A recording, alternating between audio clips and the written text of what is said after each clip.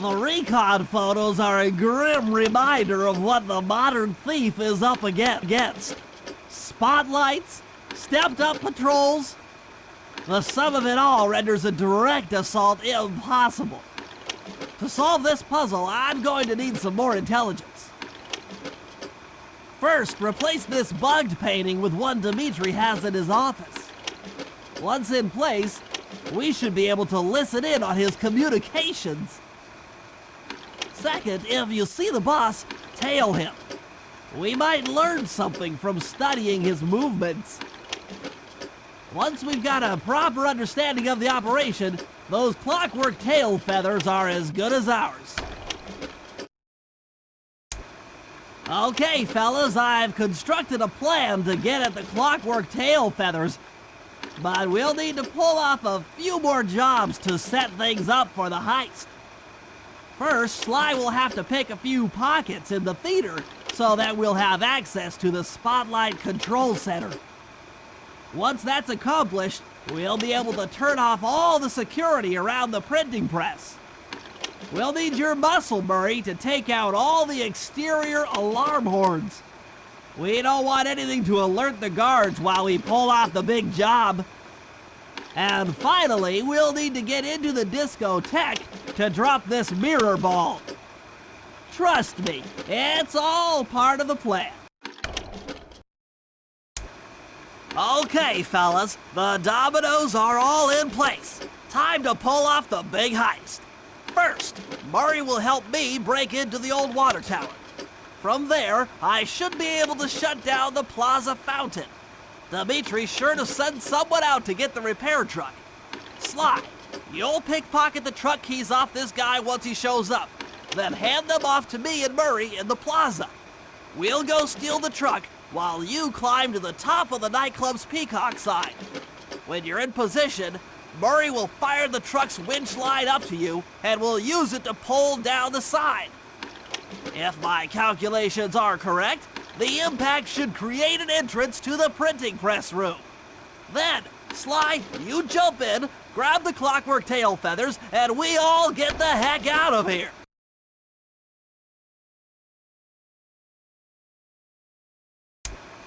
Stealing the clockwork wings in the middle of a crowded ballroom is going to take some serious misdirection.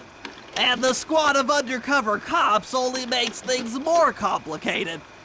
Although, we might be able to use them to our advantage. But no matter what we do in the ballroom, sooner or later we'll need to deal with Rajan's security chopper. Murray can take it out with some of the local armaments, but he won't be able to get inside the palace until Sly lowers the drawbridge for him. All right, boys, we're ready for the next phase. My plan to get at the clockwork wings requires the use of the electric winch above the ballroom. To get control over the device, I'll need to hack the computers in Rajan's boardroom.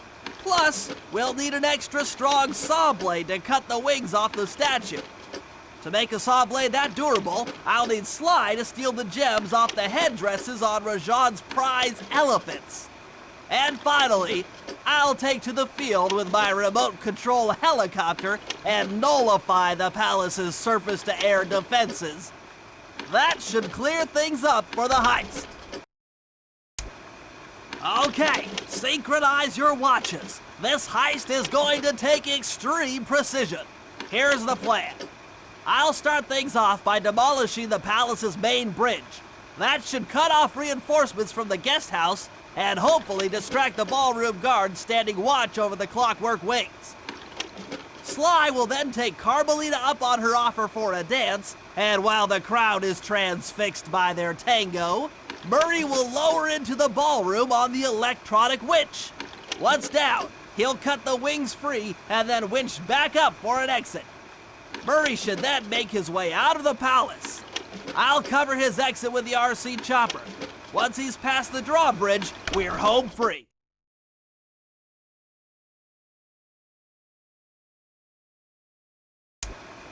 The Clockwork Heart is under some steep security. Heck, Rajan is carrying half of it at all times. To get at the goods, I'll need to gather some more information. Sly will plant a bug in Rajan's office, while I lift the spice operation blueprints off the Spice Lord while he makes his rounds. Unfortunately, while we're collecting intelligence on him, he'll be collecting data on us with an elephant-driven satellite array. Take it out, or he'll be able to intercept all of our communications. I've got some bad news. Rajan has gone into hiding somewhere in the temple. I guess the destruction of his satellite array and my invasion of his personal space to get the blueprints spooked him. To get his portion of the Clockwork Heart, we'll need to drive him out into the open. Given Rajan's spice-addled temper, I'd recommend making him angry. First, we'll destroy the center of his operation, the Spice Grinder. Then we'll demolish the dam above the temple in an attempt to flood him out. If that doesn't work, I've made arrangements to exchange one of the temple's facade rubies for some high explosives, which, if necessary, we can use to flood the whole temple grotto. If my psychological profile is accurate, Rajan should pick up the other half of the Clockwork Heart before making his escape, effectively bringing it to us. Partial flooding didn't work, so it's time to go the distance. Blowing up the temple's elephant mouth should turn this grotto into a swimming pool. I'll cover Murray from the chopper's gun turret while he pries the mouth open. Once that's done, Sly will need to walk the Cherry Bomb 500 into the throat. Then get to high ground as fast as you can. Rajan is sure to show up and be extra angry. Jump him, snag his half of the Clockwork Heart, and we're out of here.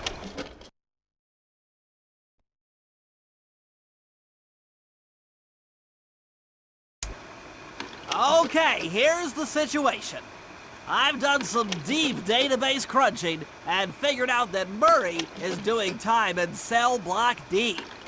Getting him out is going to be tough. As you know, he's not very light on his feet.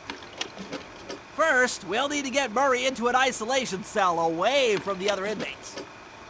Second, I'll need you to get a sample of the Contessa's encryption algorithm. Don't worry, I'll explain later. Third, you'll need to pickpocket a few keys from the Contessa, but watch out for her pack of bodyguards. And fourth, you'll have to deactivate her giant attack robot. No, really, Sly, I'm serious. The Contessa has a giant attack robot. It just looks like a water tower. Now, once you've pulled off all these jobs, we'll be ready to make a play for the big guy.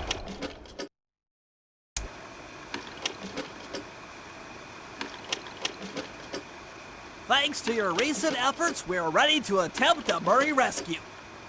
I call this plan the Trojan Tank. Step 1. We use the Contessa's keys to steal one of her tanks. I'll jump in and drive while you keep out of sight by crawling underneath. With some luck, the guards won't notice anything out of the ordinary and open the prison gates for us. We casually roll in and then blast the security doors to Murray's cell block. Once inside, you'll need to improvise your way up to the guard control center and open the doors leading down to solitary confinement. Let's hope Murray hasn't cracked under the Contessa's hypnosis.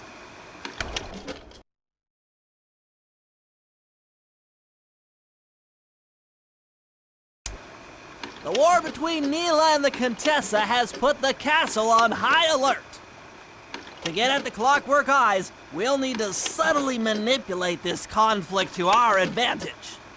Here's the plan. Murray, sneak into the castle and kidnap the head of security. I want to ask him a few questions. Meanwhile, Sly and I are going to get a little paranormal. I'll slip into the crypts beneath the castle and put together a bad mojo bomb. It should be enough to destroy the Mind Shuffler. Sly, you capture a few local ghosts and drop them into Neela's headquarters. Hopefully the near-death experience will inspire her to purchase more mercenary firepower. We've all got our assignments. Good luck. All right, fellas, let's get down to business.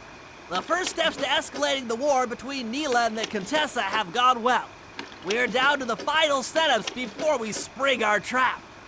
Sly, I need you to steal a voice modulator from the castle and install it under Neela's headquarters. If all goes as planned, it should allow us to give orders to her mercenaries without being detected.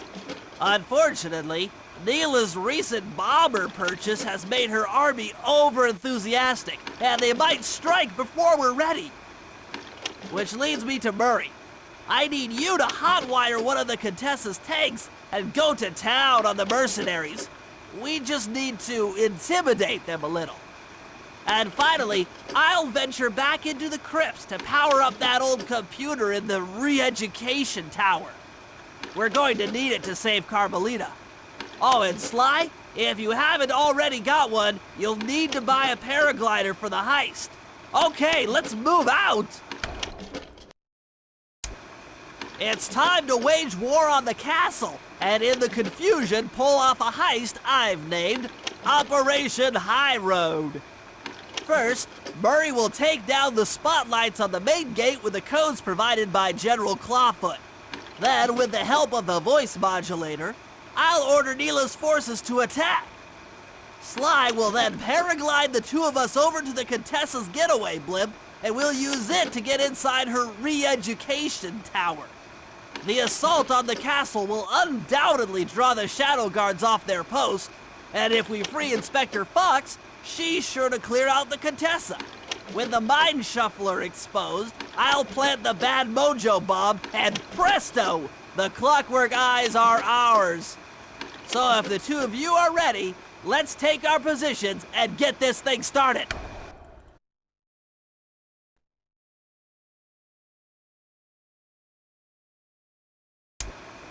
Thanks to Sly's efforts, we now know the location of all three of the local clockwork parts. 2 lugs and a stomach. John Bisson has grafted each piece to the engine in one of his Iron Horse trains. This improvement allows the trains to run all night and all day. We won't have the luxury of sneaking in while they're stopped. While they're in motion, the only way aboard is through a hatch on the caboose roof, which unfortunately has been locked down. These need to go. First, collect the spice gas from the balloons above town, and then land on the back of the caboose to blow off the locks. Once the way is cleared, I'll suit up and jump into Iron Horse number 1 while it passes near town. With some luck, we'll have the first clockwork lug in a few hours. Things are going great. We've already stolen one of Jean Bisson's 3 clockwork parts. However, Iron Horse 2 and 3 are going to be a little tougher to crack. First, I'll need to hop aboard Iron Horse 2 and do a little preemptive RC chopper strike to clear out the air defenses. Once cleared, it'll be up to Sly to work his magic in the interior to get at that second clockwork lug. Murray, you'll need to trap some of the local bear cubs in order to unlock a nearby handcar. We're gonna need it to catch up with Iron Horse number 3, but don't worry, the cubs won't be hurt. Although I can't say the same for the guards. Okay guys, this is it. Time to break into Iron Horse number 3 and carry away the clockwork stomach. Now the train's moving too fast to jump onto here in town, so we'll have to catch up with it on Murray's new handcar. Once we're in position, Sly'll hop aboard and make his way up to the engine. While he travels through the interior, I'll provide air support with my RC chopper. I've planned this as a textbook train robbery. If we all do our jobs right, what could possibly go wrong?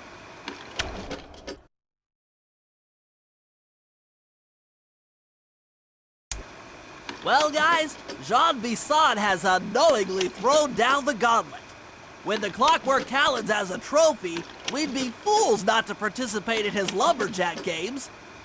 Fortunately, due to frequent avalanches, a log chopping guide was frozen in a wall of ice not far from our position. Sly, you're in charge of acquiring the book.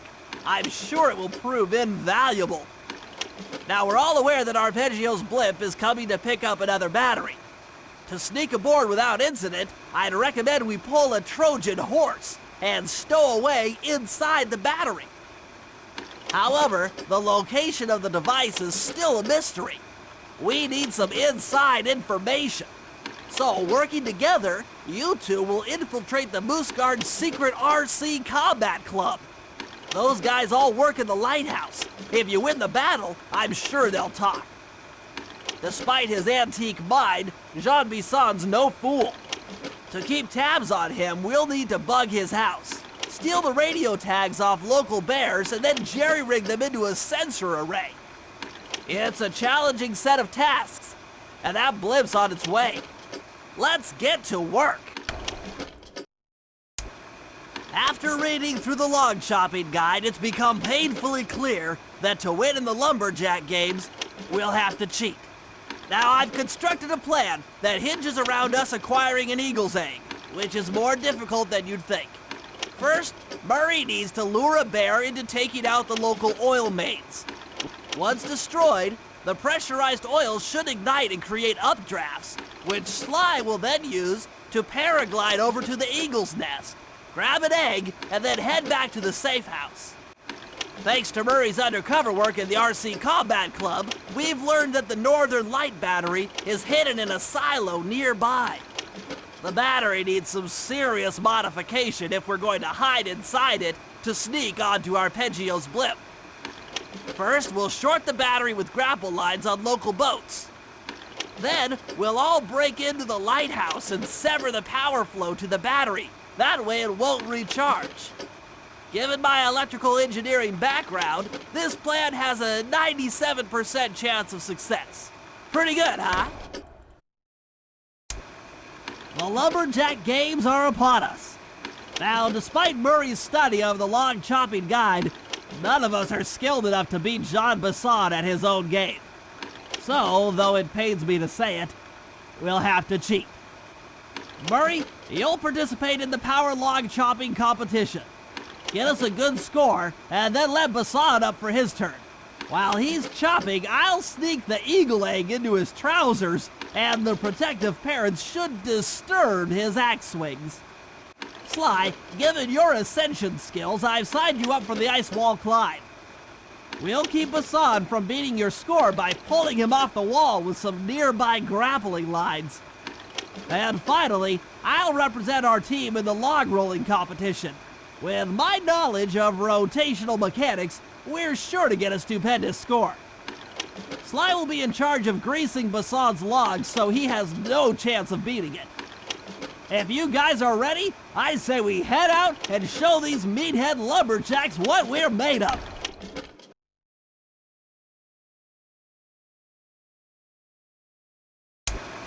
As we all know, things are looking grim.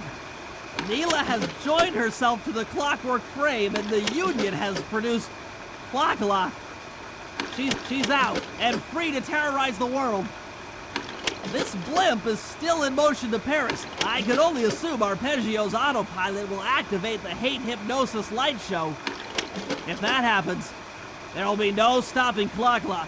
She'll be immortal. But we still have a chance. In her new form, she'll need to draw a lot of energy from this blimp's engines to stay strong.